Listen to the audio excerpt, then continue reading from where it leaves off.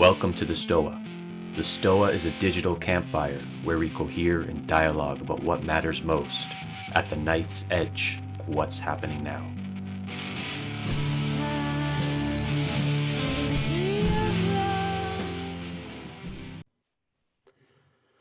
So check-ins. I'm feeling deeply calm at the moment, and there's sort of like a post-anxiety withdrawal as well, because I was going through this anxious phase a couple hours ago. So there's a little bit residue from that as well. So welcome to the Stoa. I am Peter Limberg, the steward of the Stoa, and the Stoa is a place for us to cohere and dialogue about what matters most at the knife's edge of this moment.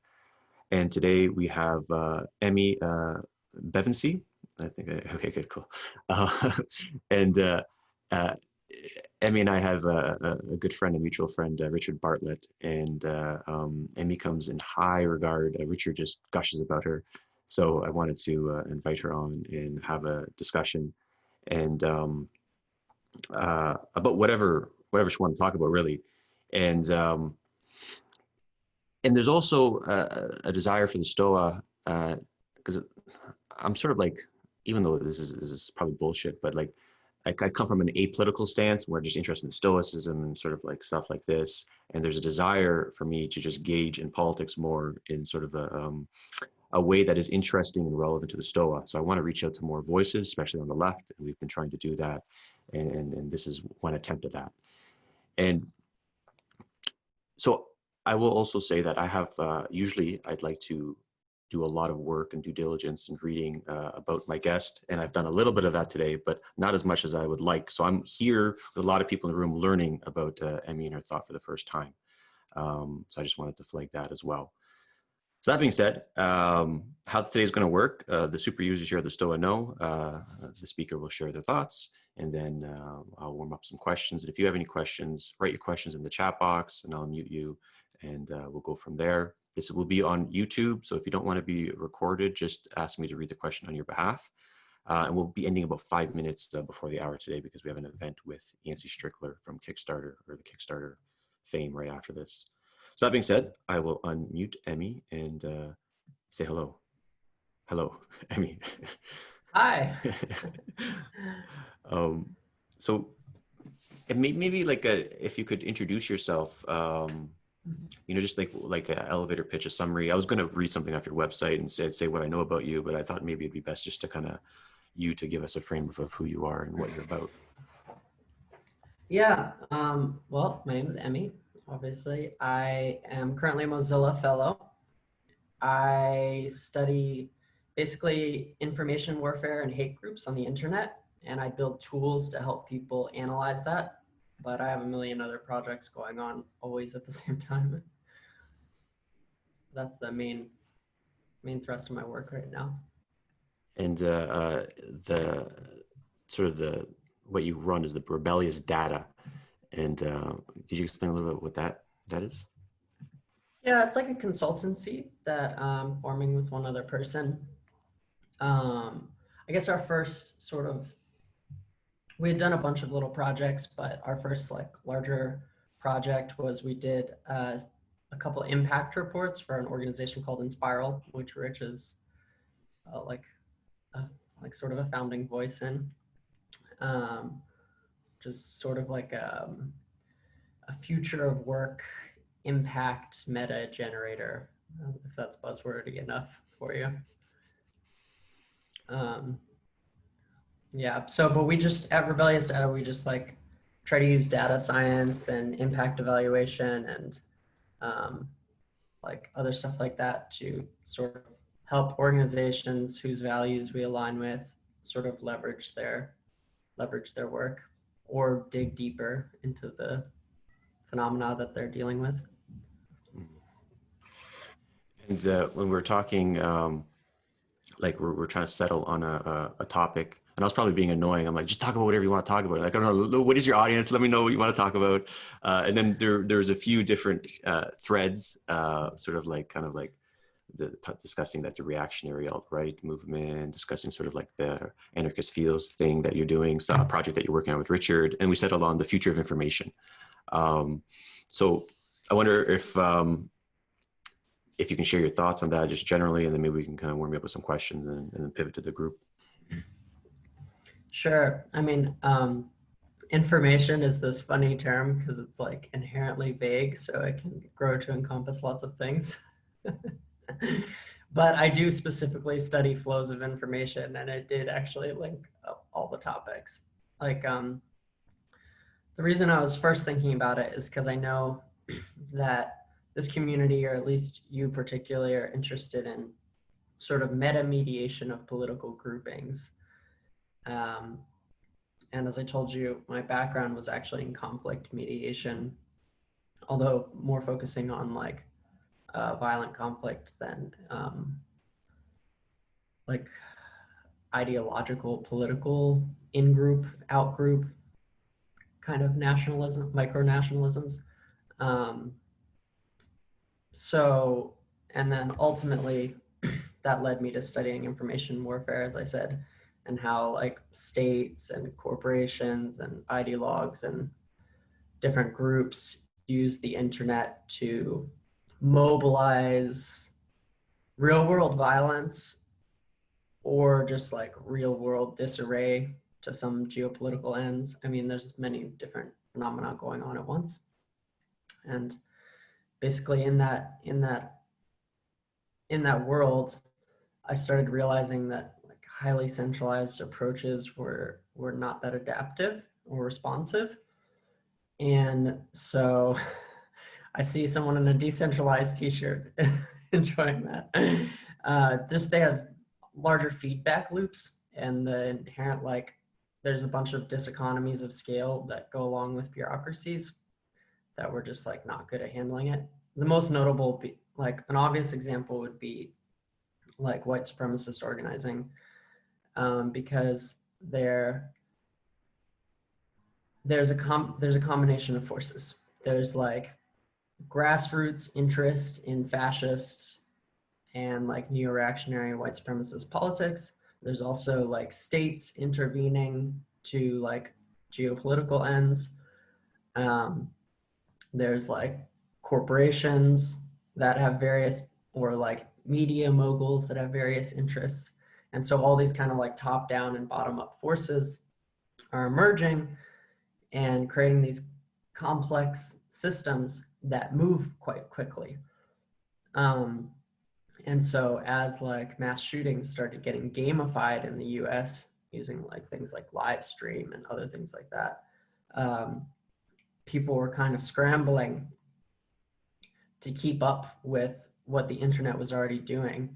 And the internet was just doing like what I'll call open source investigation, and which is another field that I've been like training people in for the last couple of years, which is just like using the power of the swarm or the collective mind, as you all are calling it here, to intervene and analyze in a topic and cover a lot more ground a lot more quickly.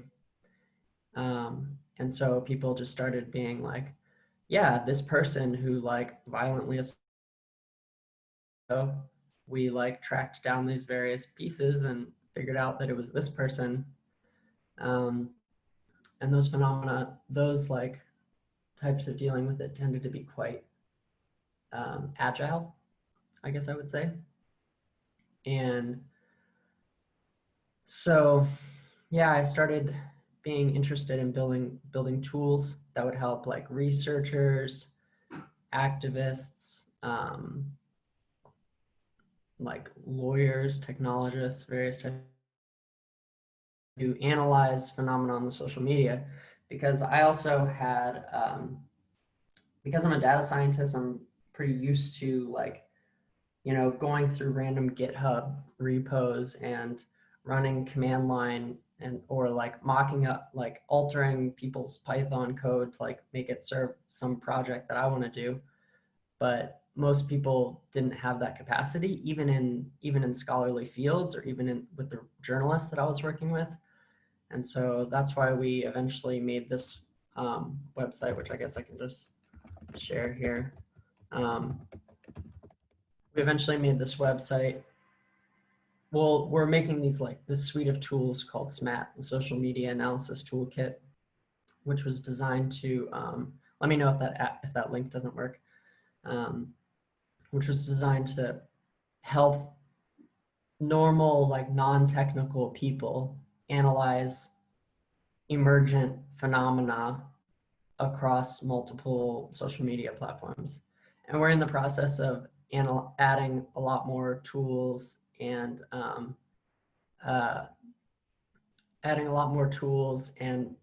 JavaScript and adding a lot more different data sources and stuff like that. And we have a very, very cool team. But yeah, that's one of the projects that we're working on. And yeah, there's a lot of talk about information warfare in the US because there's like an ongoing Cold War through hybrid warfare tactics, both from and against the US. And social media is obviously a platform for that. And people both exaggerate and underestimate the power of that because it's quite hard to measure second order impacts of social media information warfare, like bots and all this stuff. And like a lot of times the methodologies are terrible. Like Darius Kazemi and I have both been studying like bot detection stuff, and it's like a lot of the methods are like pretty suspect. But like at the same time, we gotta study all these things. So that's kind of a rambling on that main project that I'm doing. I guess I didn't really talk about Anarchist Field Circle or the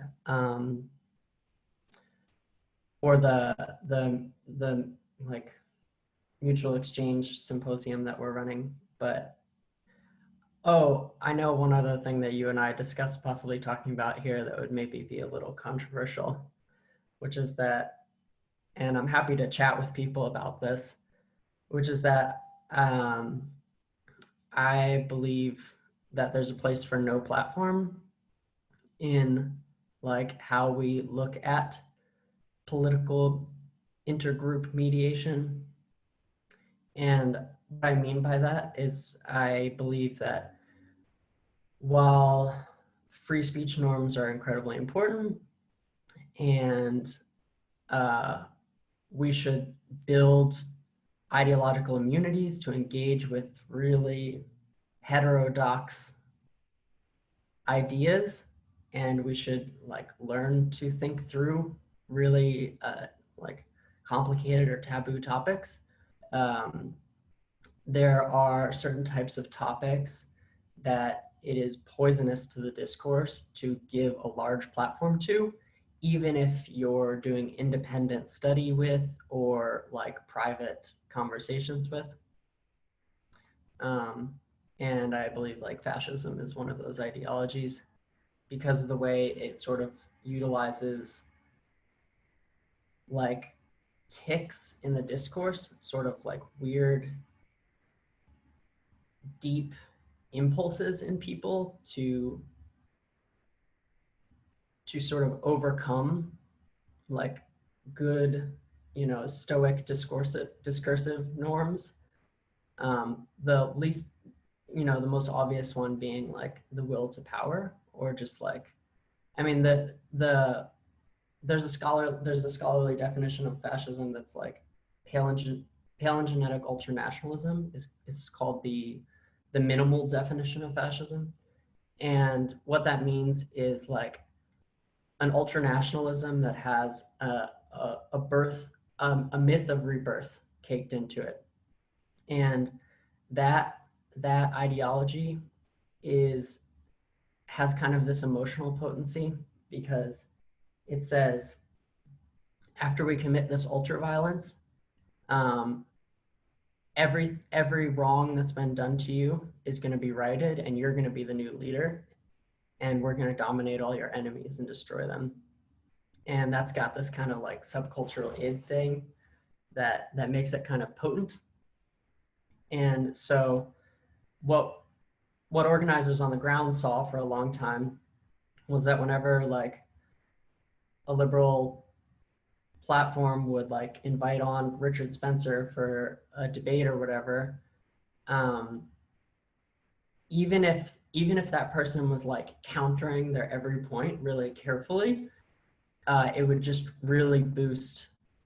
It would really boost like recruitment and violent activity on the streets, because the central force of fascist ideology is just a show of power.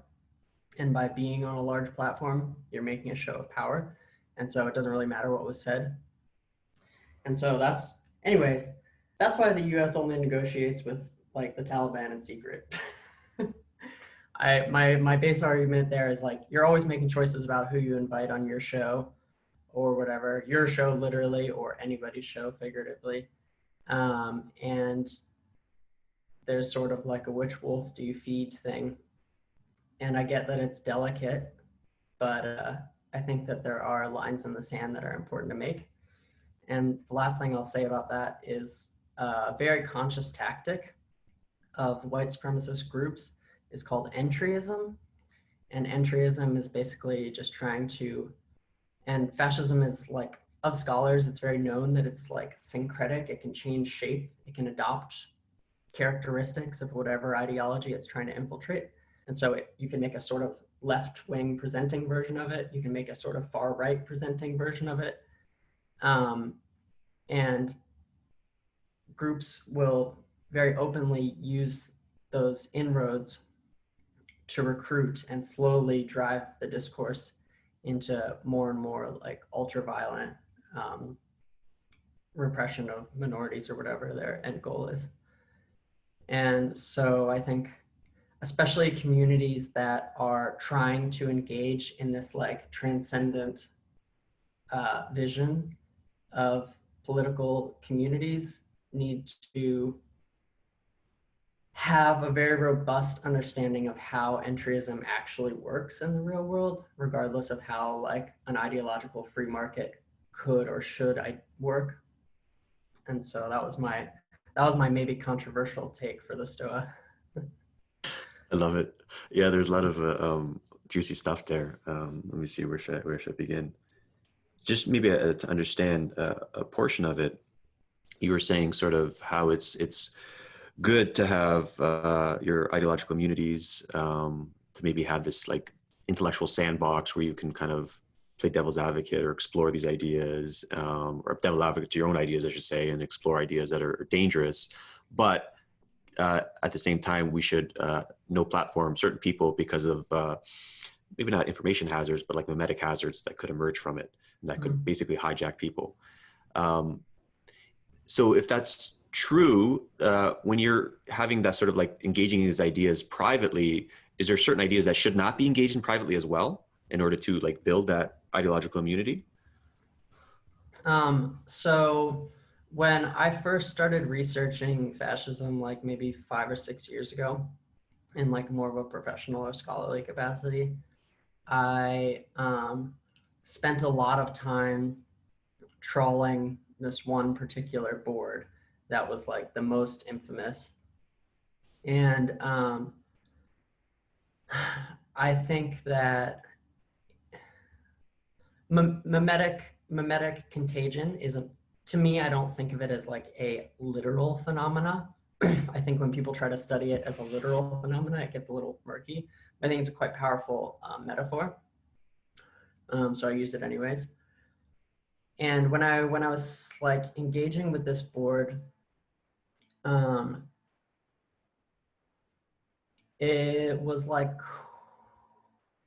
it can be quite hazardous to your mental health, for one. There's just like that basic notion, like reading just like really, really alarming, a lot of really alarming garbage for a long time can just like really degrade your mental health. So there's that like information hazard bit. But then there's also, so there's like another part of this is that there's inherent limits to what a brain can process meaningfully. And so when you get information overload, it's quite common to just like accept some parts of it because you don't have the time to address it all in real time. And so like, in like going through a lot of this content and trying to engage with it, even if the points that are being made aren't that good, sometimes if you just don't have the mental capacity to like think through every single point, you'll in my experience later on find that you hadn't really challenged one of these ideas and it had been just kind of simmering in your brain, and then all of a sudden now it like comes out in some weird sideways way, and then I'm like, oh, that's bullshit. But I didn't realize that that was bullshit at the time because I was reading other things that were way, way more bullshit. And I think that's one of the risks of like, so if we are using the mimetic contagion metaphor, that's why we do like, we vaccinate, you know? We don't just expose you to like, you don't just like run into a crowd in a pandemic normally. To like, you know, you like gradually expose yourself until you're familiar with the norms and like deviations of a particular mutation. So it's like what came to mind there is like when I was doing research on the culture war more actively, like going on the chants and the Paul boards and just how like really nasty it can get and dark, with, you know, the anti-Semitic racist memes, all that type of stuff. And it wasn't always like that too. It was almost like they did it for like a troll at first, but then it's like you become what you're trying to troll, or you become what you're pretending to be, or whatever the troll that you're pretending to be. And then they're actually become like white supremacists or Nazis or whatever. So yeah, and if you just plug into the 4chan, it just makes your body feel, at least for me, it just makes my body feel really nasty after like an hour of looking at that stuff. So on sort of I know you did a paper on like the alt-right and the global information warfare, and you make the stance that we should not platform certain people. And I guess the question is where is the line that you draw there? Because when I was researching the more, let's say the white supremacist constellation of Mimetic tribes, you can kind of tease them apart, at least on a propositional level. Like there's like white identitarians who just want to be proud of being white. Then there's like white nationalists. Then there's like white supremacists. And I think you can also make the argument that if you just kind of are attracted to one, it could lead to another, which could lead to another, like a slippery slope type thing. And then there's people like, I don't know what he is now, but Stefan Molyneux, who's gesturing strongly at a lot of this stuff, but I think he never really said he was it. And then there's like Lauren Southern, who was like trollishly, maybe more of a troll, but sort of like rolled in that kind of constellation as well. So I guess the question is, where do you draw the line of like, okay, these people should not be platformed? Well, it's convenient for me that you chose Lauren Southern and Stefan Molyneux, because Stefan like started out as like, well, he just ideology hopped for a while, but I remember like 6 years ago when he was like, I'm a mutualist, I'm a libertarian, I'm a this, I'm a that. And then eventually he was just became a full like race realist. He just started blogging really openly about like IQ difference heritage by a study funded by the Pioneer Fund, which was created by Wycliffe Draper, who was literally a eugenicist. He was literally creating science in order to promote a Nazi agenda. Like, some people are still citing this shit. And then Lauren Southern is a good example of like, I guess we called Lauren Southern alt-light in our study. Because yeah, of course, there's all these in-group rivalries within like the broader like fascist like ecosystem. Lauren Southern went this, and this is not like some Cold War propaganda, but there is this like really weird group of fascists in Russia, who I'll just call Duginists. And Lauren Southern went to go meet Alexander Dugin, who's like, he co-founded the National Bolshevik Party. And I think that's a really good example of how weird I mean, this is pre-internet politics, but now like we call them Nazbols, which is basically like Nazi Bolsheviks. They're like they're like Otto Strasser. They're like the left wing of the Nazi party. And so they're like, we're communists, but we're also like eugenicists, which it doesn't have to be ideologically coherent for some people to think that it has like a sexy aesthetic or something and hop on. So yeah, she went to go meet with this guy because he's a powerful force in internationalist fascist communities. He goes and meets with Italian fascist parties and all this stuff. But he's a really good example of this, like, he's really good at mutating his ideology. He'll put out a video, he's like, I'm not a fascist. I just believe in that, you know, the Russian people are, you know, genetically better than other people, but that's just a coincidence. And I just want an ultra-violent bureaucracy and paleogenetic ultranationalism, but that's also just a coincidence. And so even if she's LARPing, the fact that she goes to like talk with this dude, I think she went with Brittany Pennybone, if I recall correctly, is like, even if it's a LARP, you're still creating international fascist networks and literal propaganda. So it's kind of like, when does, you know, the thing that you were describing, when does the LARP become the real? So yeah, I guess I didn't answer your question. Where's the cutoff line? Don't know. Context. Definitely we have to engage with the realities of pipelines. Pipelines exist, but we don't want to be like, we don't want to overreact in that caricature of social justice way of like, oh no, people are so delicate, they can't handle ideas, and sort of feed into fascist propaganda that like, they just hate us because we're right, you know, Yeah, like right. this thing.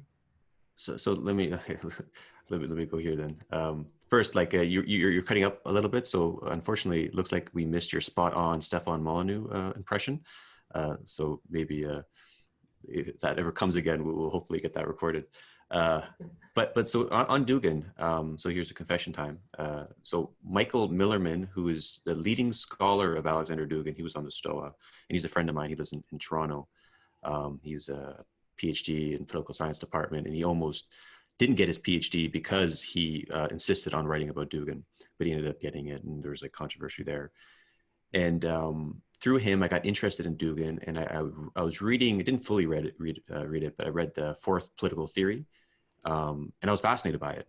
The sort of the arguments that he made, just from a very abstract philosophical area. And I don't know the stuff that you just said about his connections with the ultradist movement.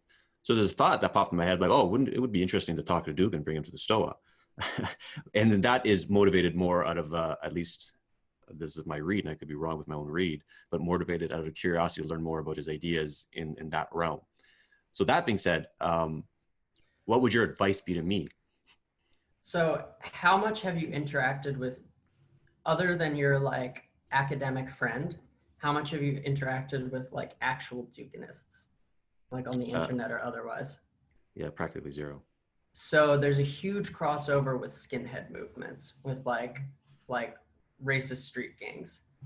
And so if you're like me and you've like spoken a little bit about like these Duginist networks, what happens is you get like really, really weird people in your mentions.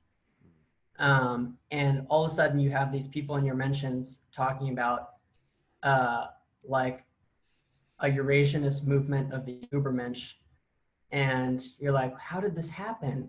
And the way that it happened, like I was just talking about this other abstract philosophical thing, and the way that it happens is like dog whistles, basically. And so like there's a bunch of these concrete examples that if you want, I can like explain more later, of like people who roll in those circles. Like Pepe Escobar maybe would be an example of someone who's like has a little bit of currency in the left, but also has currency on the far right, spreads conspiracy theories, but also then slowly creeps in like hardcore anti-Semitic content and rolls really heavy with the Duganist crowd.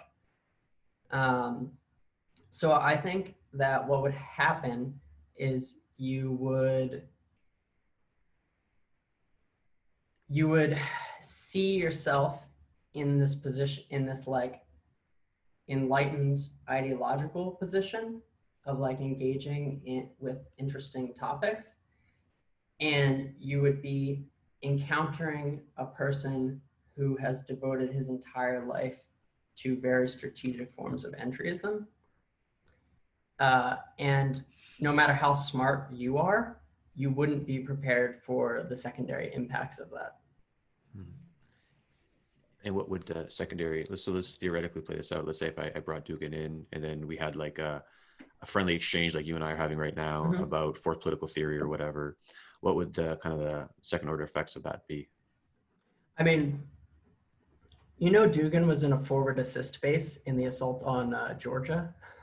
No. I mean, he's kind of lost influence in Russia a little bit. Like people kind of see him as a crank to some extent, and his whole like his Borsky Club crew. But it's like, I wish I could come up with with a U.S. or Canadian parallel, but there isn't exactly one. It's like if Ron Paul actually was super, super powerful, even though they're very different ideologies. Like if Ron Paul actually had, if he could actually command a military unit to annex a country, you know, like that would be pretty chaotic. If Ron Paul was annexing countries, that would be pretty chaotic.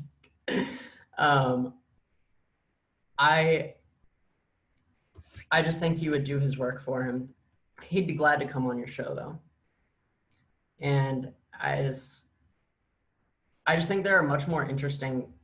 I also think that even like the framing is wrong. Like there are just more interesting conversations to be had. Like, I think that fascism has a very interesting aesthetic, but it's like politically really incoherent. And so for people who are drawn to political ideologies for more aesthetic reasons, it tends to have a seductive appeal. That being said, I could also almost make the argument that like, you know, fascism and anarchism are the two most coherent political ideologies, doomed to battle forever. And so just the broad kind of concern there on your behalf of inviting us to this platform. And by the like, I'm not viewing the Stoa as a place for broadcasting. Like I don't really give a shit about the broadcast medium. Like I'll throw this on YouTube, but all the comments are disabled. I'm happy to put it down at a moment's notice, but it's more about building kind of community here that I'm more interested in with the people. And we also have, with these kind of sense-making Q&As, we have like a wisdom gym as well, where we're doing these sort of spiritual practices, ecology of practices to kind of give us more sovereignty and help with communitas. And so the concern I'm hearing is that you bring a guy in like Dugan, who might say a lot of interesting things, attractive things on one level, if you can look at it from like a sort of a meta abstract point of view. But if you're blinded to all the kind of political machinations that he's doing, the entryism, then you're going to get a wave of noise come in that could just disrupt your community and overtake it from within. And that's what I'm getting the concern. So a counter to that is, what happens if you're playing your own game though? And you sort of court that noise in such a way, but you transmute it into something more healthy, more beautiful, more wise.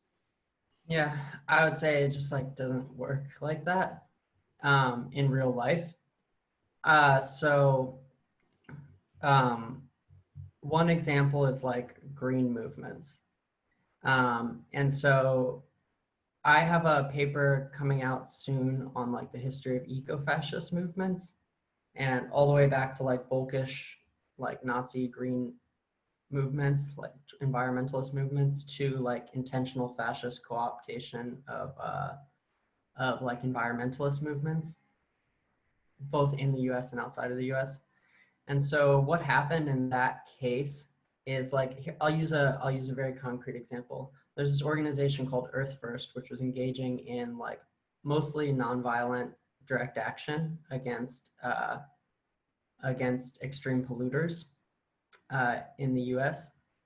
And they had this big tent policy of mostly just being imposed to industrial society,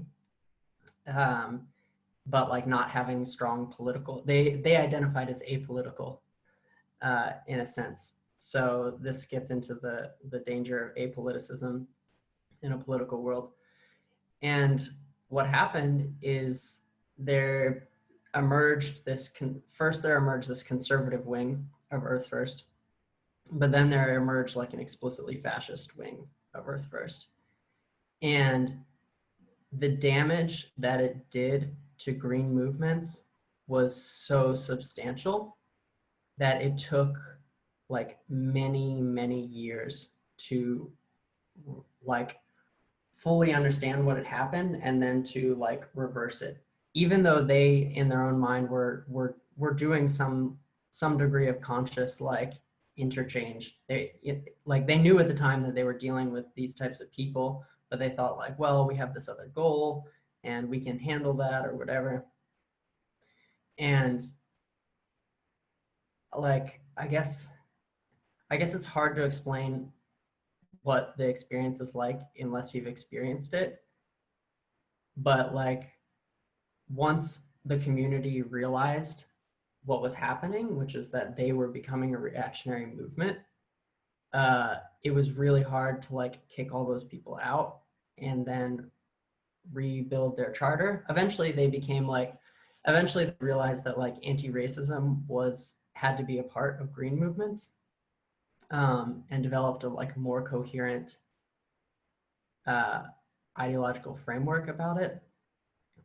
But it just was such a waste of time and energy, basically, like when they could have been doing their actual stated charter. Yeah, in the Pacific Northwest, there's been a lot of problems like that. Mm-hmm.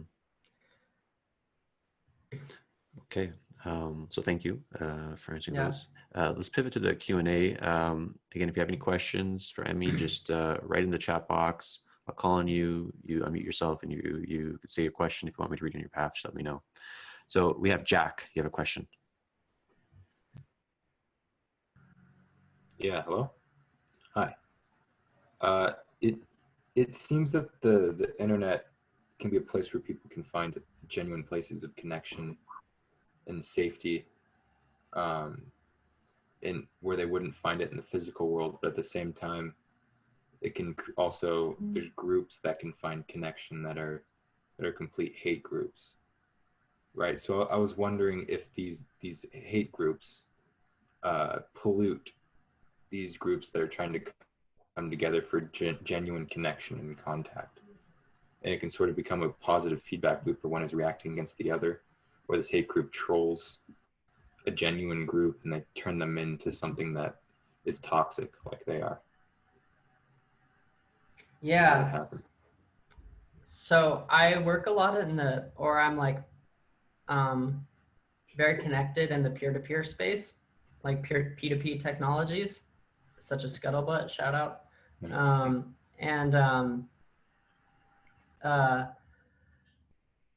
There's like serious concern in the Scuttlebutt community because when you build these radically free technologies, it's inevitable that the worst type of people use them for the worst type of things. And like a trivial example of that would be like,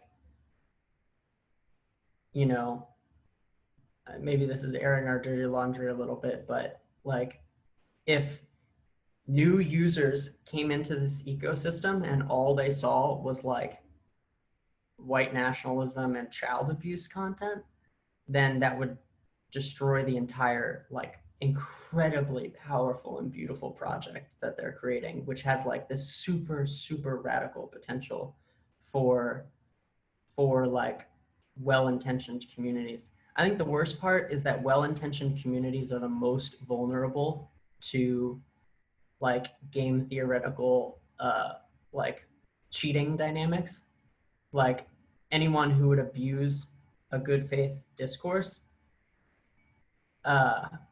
anyone who like really believes in discourse and in like kindness and in like these like very precious forms of connection that you're describing that are kind of imbued in the spirit of the internet, are the most vulnerable. And I think that's why like a lot of leftist movements like got caught so off guard for this thing, because they're so like ideological and they're so like, we should be nice to each other, that when someone came in who was like a fascist or whatever, they were just like, we should just love them harder.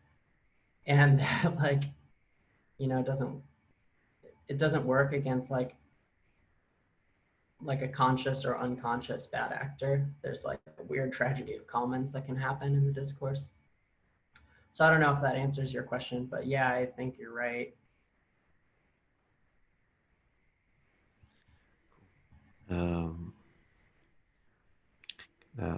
Manik, you have a question? Yeah, hi. Yeah, no, when you said when you mentioned that fascism is incoherent, I was just thinking of, you know, all the links back to why we have these perceptions of the other, why we subjugate people, everything from your one-on-one, you know, relationship with anyone to society. And I'm really feeling a lot of that right now as I watch the protests, as I look at all the ways people are responding to it. And I was just wondering, is it incoherent because it feels incoherent because it's based on this whole fear of others and of another and the control another has on you, or your perceived, you know, your perception of power that someone else has over you. In terms, you know, power and control come in that. So I was just wondering, you know, do you think that's why it's incoherent? Well, there's a lot of reasons that I think it's incoherent. I definitely think the like psychological aspect of othering someone that you described is pretty central. Let me think of the right way to say this. So there's that minimal definition of fascism that I used earlier, but I think there's like what we often associate as a handful of other characteristics like traditionalism, ethno-nationalism, scapegoating of an other, ultra-violence, a handful of other things. Illiberalism maybe would commonly be like a fellow traveler. But when we talk about that scapegoating of the other that you discussed, I think that that's kind of a turning point. Like, it's hard. It's like fucking hard to be human. Mm-hmm. I think like everybody understands that. It like hurts to be human, and it hurts to care, and it hurts to be like constantly crushed by the world. It just is like painful. And there's a lot of beauty, and we all continue living because there's a lot to live for, but it's just hard. And when you promise someone that pain could stop, that pain is real, that pain could stop, and it's the fault of our one true enemy, I think that's appealing in a very, very simplistic way. Obviously, it's a lie.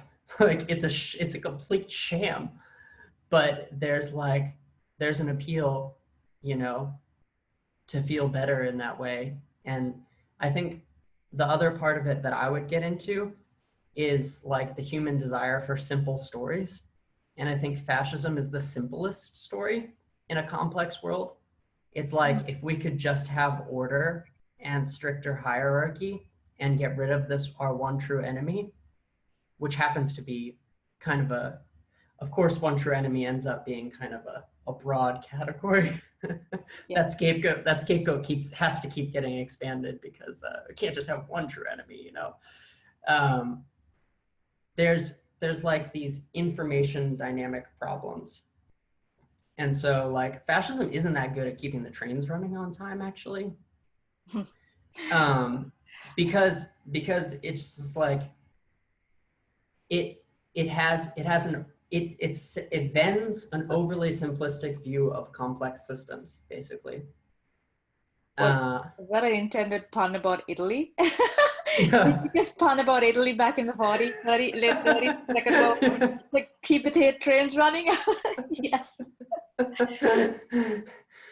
Yeah, so I think that so there's like a safety in a simple story, and it's much scarier to grasp a complex story, and that like all of our duty is to try to hold a complex story together, even though it's scarier. It's like scarier to love each other and support each other in that way. Yeah, no, thank you. That was many threads into those. I mean, they all come back to that incoherence, because either you're trying to simplify and people are not that simple. Or, yeah, the incoherence of just perception, right? And how we emotionally perceive and then make constructs out of it. Thanks. Thank you for that. Yeah, like maybe one more simple example that maybe people would like, look at me using a simple example, is like I talked about eco-fascism earlier. And so now there's this like emerging movement that's like, we'll solve climate change with fascism. And like, I think that's the perfect example of a false promise. Like, yes, a highly centralized system that creates perverse incentives up and down a very rigid hierarchy of patronage networks certainly will be agile enough to support like really diverse communities of scientists that transcend racial, ethnic, religious, and ideological political backgrounds in order to actually solve the problem at hand. It's a really good example, I think, of like the false promise of extreme hierarchy. Yeah,